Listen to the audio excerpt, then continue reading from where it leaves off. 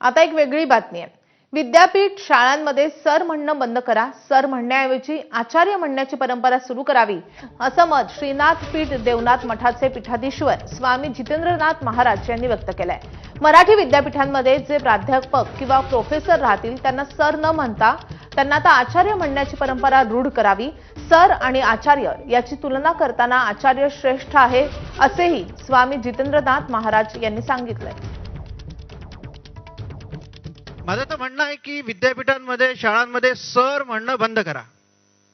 What is the meaning of sir? जो शिक्षक आहे, जो आचार्य आहे, जो अध्यापक आहे, सर म्हणजे मान्यवर, सर म्हणजे एक मोठा माणूस।